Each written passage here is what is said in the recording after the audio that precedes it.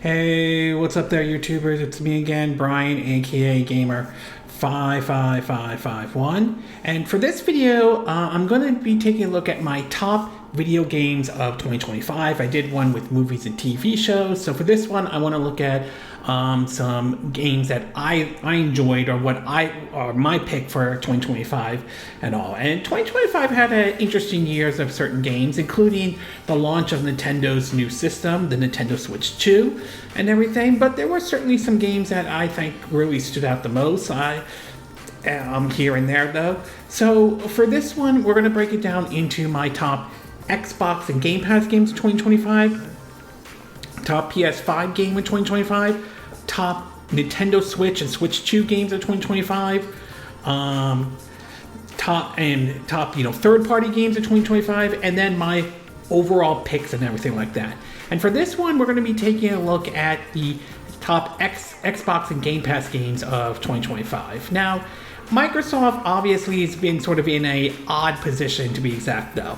While I do think their first-party lineup in terms of games have been better, some of their approach has been questionable at best and all. And it'll be interesting to see how 2026 is going to go, especially with Sarah Bond and Phil Spencer, retiring from Xbox in general. So we'll have to wait and see on that.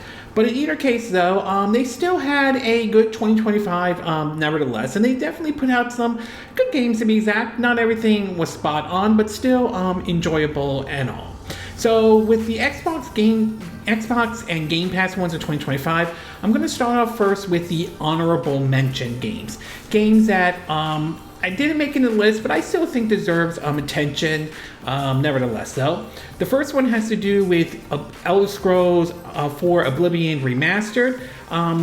This one was sort of interesting, especially to see from, Virtuos and all, and honestly, it's not bad. I mean, obviously, there are some who are going to love and hate that game, though. There was some mixed response to the game in general, including, some of the performance, though. But in either case, though, I still enjoy the game. It is a Bethesda RPGs. Those games can be a hit and a miss, depending on your perspective, but still an enjoyable game, nevertheless. Another one is Gears of War Reloaded.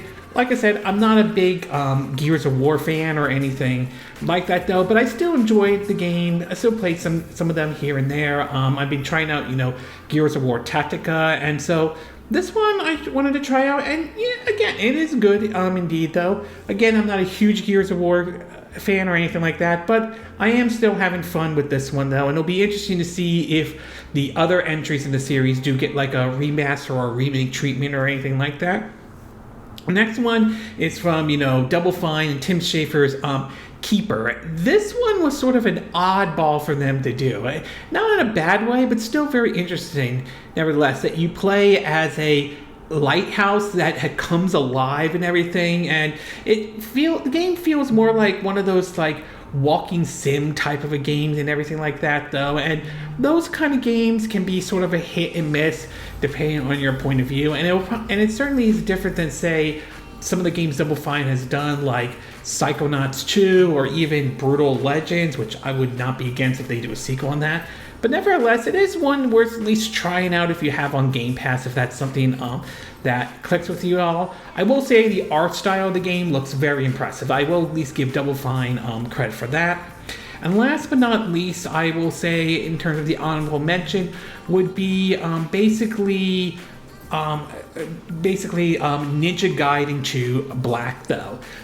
While some people may or may not agree with having a remaster version of Ninja Gaiden 2 and all, it is still a good game, indeed. I mean, look, the visuals look fine, and it runs fine on Unreal Engine 5 and everything. I guess the one thing you could point out is now they added the blood in it that was missing from the Ninja Gaiden 2 back on when that came to like the PS3 or the Ninja Gaiden Master Collection. But in either case, it's still a good game, indeed. It's worth trying out, especially if you have Game Pass and all. So with the honorable mention part out of the way, we'll get with the top 5 Xbox Game Pass games, or at least the top 5 in my pick, to be exact. At number 5, I'm going to go with South of Midnight. This one was kind of interesting, especially when it was originally announced and all. The art style looked interesting, but I was a little bit concerned about the frame rate and all, and luckily at the end it turned out to be that they were able to get the game running at 60 frames per second, which I think is good indeed. So I think that is definitely good. So that one deserves to be at number 5. Number 4 basically goes to The Outer Worlds 2.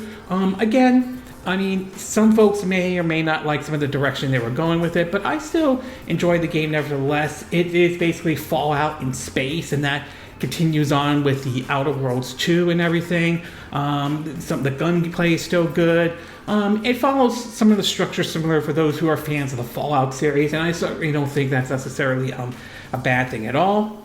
At number 3 is Evolve. This one is interesting because this one I often view as Skyrim light in a way, though, and that certainly isn't necessarily a bad thing indeed for the direction they were going with this.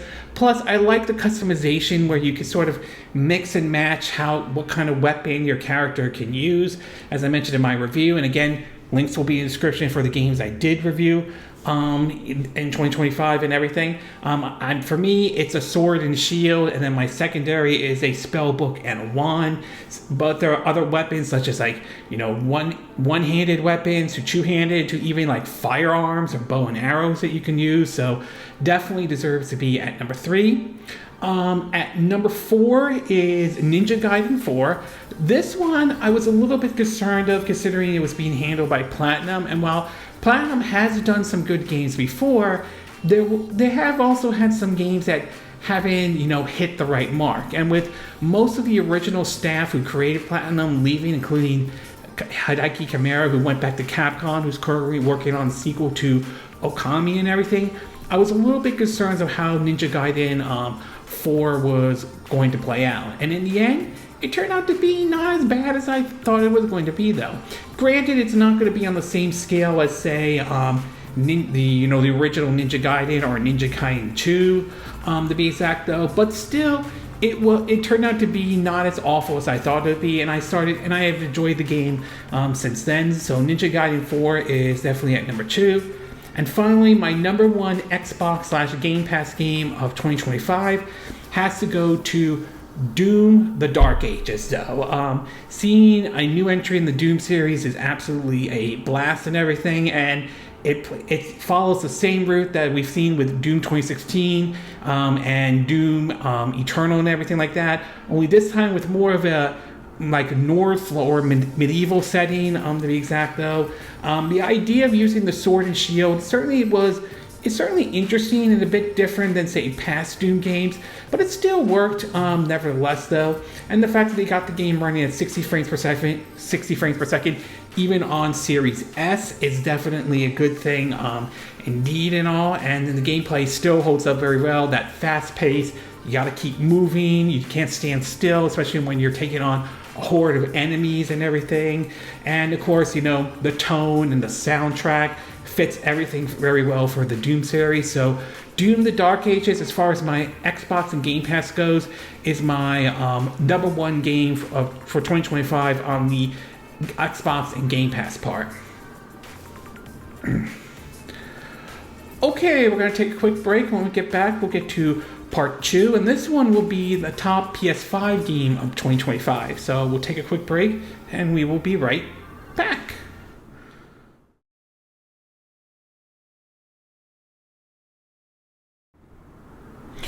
Okay, and we are back with part 2 of my top, video games of 2025. And for this one, we're going to be looking at the PS5. And unfortunately for the PS5, there was really only one game, at least in my view, that stood out the most. And that was really unfortunate because, as I said before, like in a previous My 2 Cent video, while there's no denying the fact that Sony has had success with the PS5, some of their output has been at questionable at best, as there has been criticism of them wasting all that usually on just like live services type of games. And I think that's been one of the biggest criticism and everything like that. And this year kind of, in my view, kind of put that out there.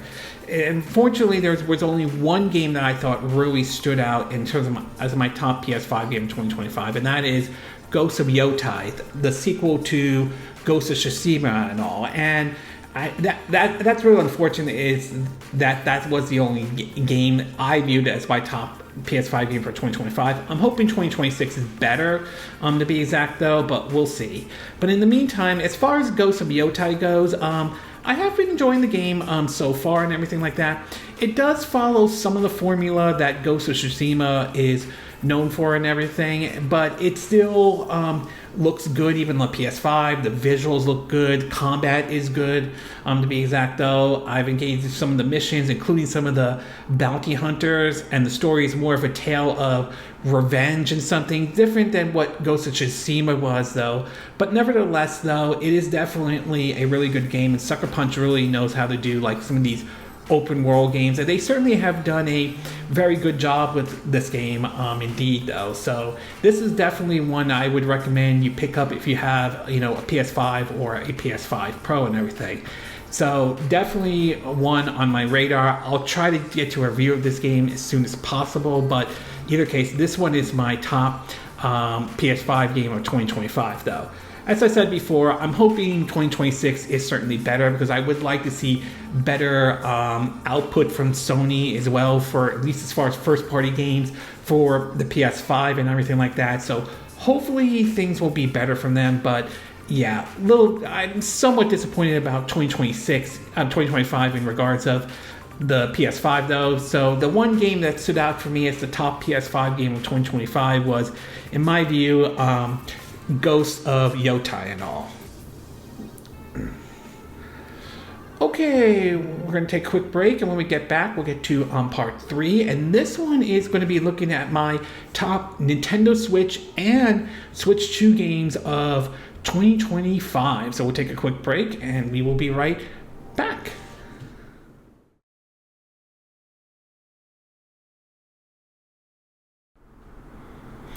Okay, and we are now back with part 3 of my top 5 games of 2025. And for this one, we're going to go into with the Nintendo Switch and the Switch 2. Now, Nintendo certainly had a interesting but also a good year, to be exact, with the release of Xenoblade Chronicles X and everything, and a lot of other games as well. But the big one was finally getting the Nintendo Switch 2 out there, newest system that come out, or the successor to the Switch 1, to be exact though. And this one also had some pretty good games as far as their launch lineup goes, indeed as well, with stuff like Donkey Kong Bonanza, to even some third-party games here and there and all. So we'll start off first with the Switch 1 and Switch 2. We'll start off with the honorable mentions. First one has to do with Mario Kart World. While this one was controversial, especially when the $80 price tag was announced to it though, it turned out to be actually a good game, indeed though. Is it perfect by any chance? Not really though. The open world part, I feel like, was more like an experiment of an idea of an open world Mario Kart game, which I think could work if done correctly and all. I'm just not really sure about that. But in either case though, the racing in the game was good. Some of the visuals look really good and all. And there are some tracks here and there. My favorite one is the DK spaceport, where there's one part where you're going up the spaceport that looks very similar to the classic arcade Donkey Kong game, to be exact though. So there were some neat courses here and there. While it may not be, in my view, the strongest Mario Kart game out there, as I still hold high regards to Mario Kart 64 and Mario Kart Wii, this is still a good game nevertheless, and a good launch title to have for the Switch 2 and all. Next one is Donkey Kong Return HD. This one's certainly nice to see, even though this was done by Forever Entertainment. To see this get ported over to the Switch, and of course it got a free update for a Switch 2 version and everything like that. It's the classic 2D Donkey Kong game that most folks know and love and everything, and I think that is certainly good indeed. We've seen this game ported before. It originally started out as a Wii title, then it got ported over to the Nintendo 3DS, and now it's officially on the Nintendo Switch. It's still a good game, tough game to be exact though, but especially same with Tropical Freeze and everything like that. They will test your 2D platforming skill and everything, but still good nevertheless. The next one is, of course, Ninja Gaiden Ragebound. That one turned out to be surprisingly a fun game, indeed. Sort of a somewhat return to the classic 2D Ninja Gaiden games, indeed and all. And the art style of the game looks nice. It's sort of like kind of feels more like a bit of a 16-bit type of a game. And the gameplay is tough, but also enjoyable, though. Although it will test your patience against some of the enemies, including some of the boss battles in the game and all. Next one, of course, is Shinobi Art of Vengeance, though. Nice to see that another Shinobi game came out, especially from Sega, and the fact that it's handled by the same folks who did the excellent 2020 Streets of Rage 4 is certainly a good thing, indeed. So this one definitely was nice to see this one come out. The next one, of course, is Hades 2. Again, the first game I did enjoy, though. It was a roguelike type of game and definitely followed a little bit of a Souls-like approach, but still enjoyable nevertheless. And Hades 2 kind of follows that approach to a certain degree, so that one is certainly good indeed. And finally, last but not least, we had Switch 2 editions of both Breath of the Wild and Tears of the Kingdom as sort of a launch release around the launch title for the Nintendo Switch, though. It was certainly nice to see those games. It certainly was interesting when Nintendo announced these two games were a Switch 2 version was coming to Nintendo Switch 2. But what made it even more interesting is the fact that they got both of these games running at 60 frames per second, which is definitely a plus for those who may have had issues when those games originally came out and was running at 30 frames per second. I didn't have a huge amount of issues, but I can understand some folks may or may have had with that, though. So hopefully the 60 frames per second will maybe give some people maybe a second look who may have been turned off by the 30 frames per second. Some of the stuff, such as the weapon durability part, might not click with everybody out there. Some are okay with it, others are not, though. But still, it's not bad to have these games as a launch title. Don't get me wrong, I would have liked to have seen a all-new Zelda game as a launch title, though. But obviously, this will probably hold us over until we eventually get the brand new Zelda game for, the Switch 2 and all. All right, now we're going to go straight into my top 5 Nintendo Switch and Switch 2 games, though. At number 5 is the Switch 2 version of Cyberpunk 2077. This one was a bit of a surprise to me when this was shown off during the Switch 2 Direct last April as one of the games that was being brought over courtesy of CD Projekt Red and all. And I was kind of surprised to see this game and all, and I wanted to try it out when basically on the Switch 2 and everything. And it's not a bad port at all. I will give CD Projekt Red credit for what they were able to do in terms of porting this game over, including basically adding the Phantom Liberty expansion to this game as well, though. And it wasn't bad running at 30 frames per second. Obviously, it's not the 60 frames per second that might turn some folks away, but even at 30, it wasn't necessarily bad. There was an option that you could play this game at 40 frames per second, but only if you have 120 hertz TV and all. And of course, the game also had optional motion controls and the use of the mouse functionality, which I'll give credit to CD Projekt Red for putting that in. I prefer a controller. Again, that's my take on it, though. But in either case, though, not a bad title for a launch for a game released during the launch of a system. So Cyberpunk 2077 is at number 5. Number 4 goes to Rune Factory Guardian of Zuma. This one also kind of surprised me as well, though, because Rune Factory games may or may not be for everybody, though. Some might like them, some don't. They're sort of like an RPG with some farming elements that you would probably remember from the Harvest Moon series, since Rune Factory is kind of a spin-off and all. But for Rune Factory Guardian of Zuma was interesting because, to me, the farming was more streamlined a bit than, say, like in the past entries, though. The combat was enjoyable, even though it might be viewed as a little bit easy to some folks out there and all. But nevertheless, though, it was still a good game, and the Switch 2 version wasn't necessarily that bad. The game was running at 60 frames per second, and the visuals were okay. Nothing spectacular, but okay, though. The downside with the Switch 2 version is that if you pick up the Switch 2 version, you will have to pay $10 to upgraded to the Switch 2 version since it came in a Switch 2 cartridge, which could be played on both Switch 1 and Switch 2. And while $10 isn't bad, it's not as good as those developers who have offered free updates to the Switch 2 version of Indeed, whether it's games I mentioned before like High on Life, No Man's Sky, Red Dead Redemption, so a little bit of a disappointment on that one. But in either case though, Rune Factory Guardian of Azuma is at number 4. At number 3, and this one might be controversial to some folks out there, and that would be Metroid Prime 4 Beyond. Now, I'm aware that the game has gotten mixed response to a lot of folks out there, but in either case, I still am enjoying the game as we speak though. The visuals of the game look good, the music in the game looks very well and everything like that.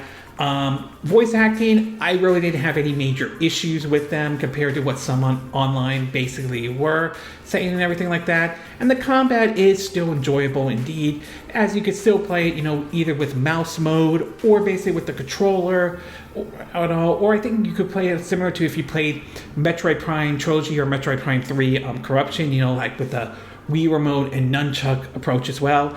And the fact that the game supports 60 frames per second, even going up to 120 frames per second if you have 120 hertz TV, nevertheless though.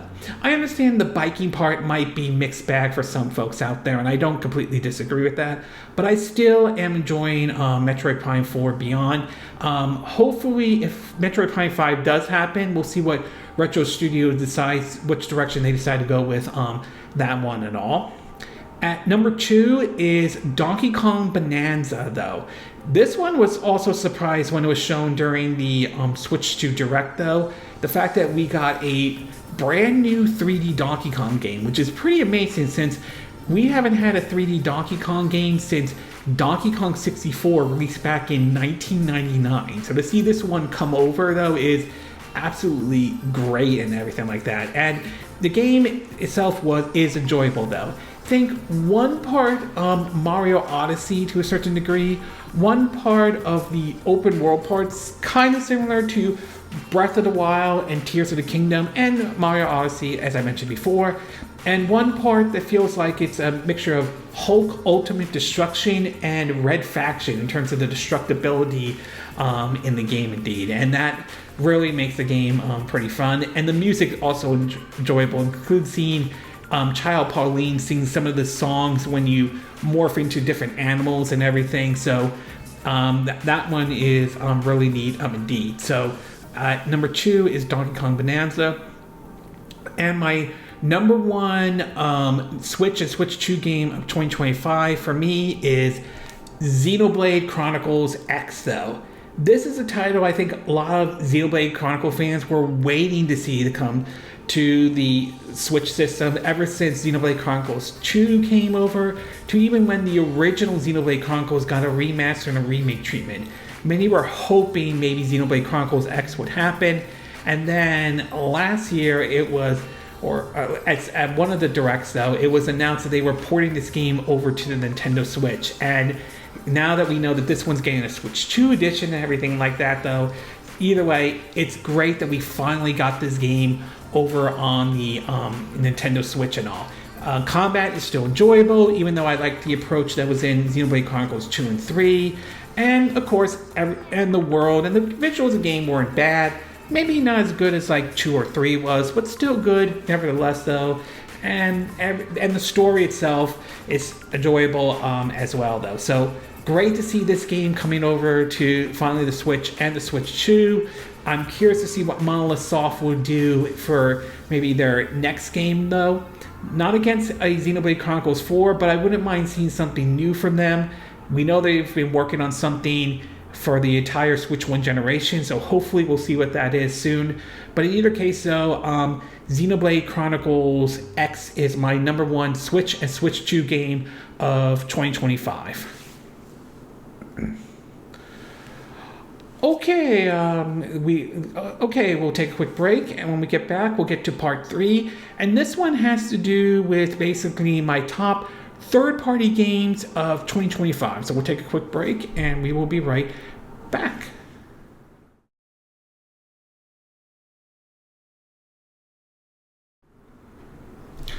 Okay, and we are back with part 3 of my top games of 2025. And for part 3, we're going to be taking a look at my favorite third-party games of 2025. And there were certainly ones that I definitely enjoyed and stood out for most, to be exact though. Some of them you would say were a bit, some of them not maybe huge, maybe like double A or smaller titles though. But there was one that I thought that I kind of saw for a third-party game probably was the best one for 2025, and for plenty of reasons at all. So we'll start off first at number 5, Hades 2. Again, talked about that one as well. That one was good and all. Number 4 goes to Shinobi Art of Vengeance, another good game, a ninja game and everything. Number 3, Ninja Gaiden Ragebound. Again, a good game indeed though. 2025 was certainly the year of the ninja, particularly with Ninja Gaiden and all. At number 2 is Hollow Knight Silksong though. Even though I'm not a big Hollow Knight fan, I am still a fan of the Metroidvania series, and Hollow Knight Silksong has not disappointed it in any shape or any form. The art style looks great, the music is good, and the combat is good, even if it takes a bit of a page out of the Souls-like approach though, but still an enjoyable game, and nevertheless. And finally, my number 1 third-party game of 2025 has to go to Claire Expedition 33. This game definitely got a lot of attention for a lot of folks, indeed though. A lot of it ranges from the art style to the combat, kind of like a bit of a throwback to some of the classic JRPGs out there, including some even going as far as seeing it similar to like Chrono Triggers to a certain extent. And it is definitely an impressive game, especially from this studio in France, indeed though. I'm still digging through the game here and there, but it is still definitely a very good, basically what I view as a tribute to those classic JRPGs, indeed though. And that's especially impressive, especially coming from sort of a Western developer indeed. So for me, Claire Expedition 33 is my number 1 pick in terms of the top third-party games of 2025. Okay, we're gonna take a quick break, and then we'll get to, when we come back, we'll get to part 4, which is finally, to me, my overall pick for 2025. So we'll take a quick break, and we will be right back.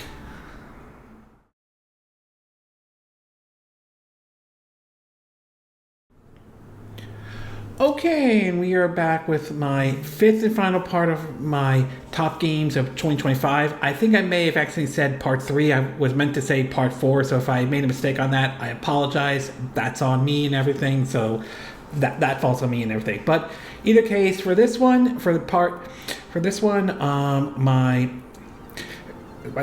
think let's see.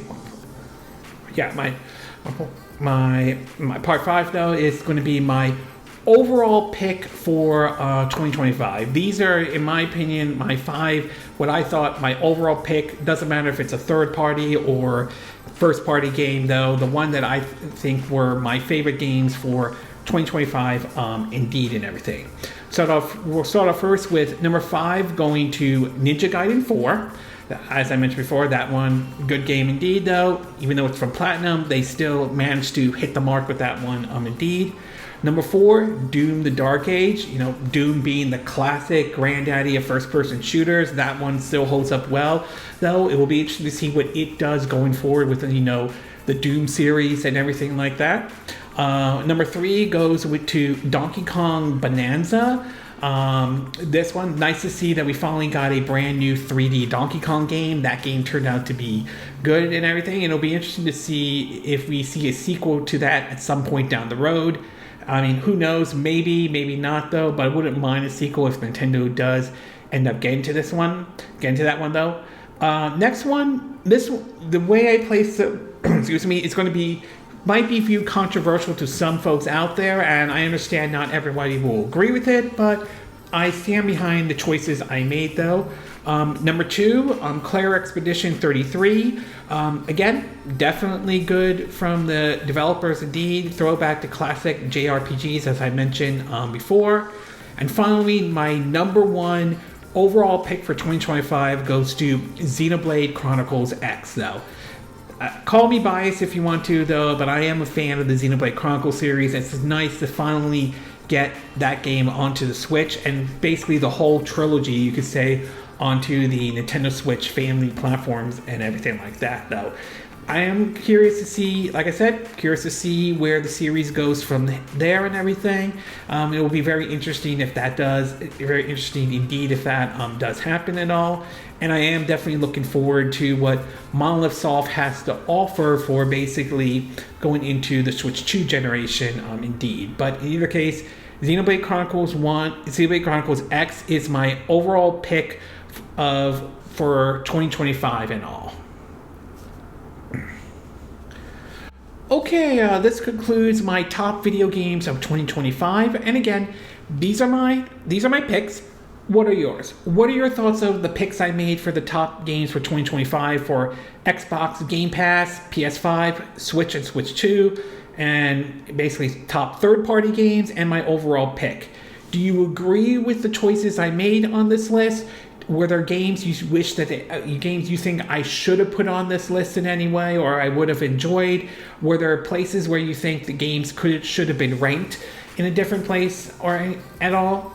As always, sound off in the comment section below. Let me know what you think. And if you do like this video, I hope you hit the like button. I will appreciate it. And I hope you do subscribe to my YouTube channel. If you do, make sure you hit the bell icon for notifications of any new videos I put up. Also, feel free to share this video if you want to, and feel free to donate to my channel if you like. You could do it through PayPal Me, Patreon, or Steam Labs. Links will be in the description of this video, assuming you're watching this either on YouTube or Patreon. And I will see you again next time when I do another video. Hopefully that'll be soon. Until then, from Southern California, I wish you all a good day then. Bye!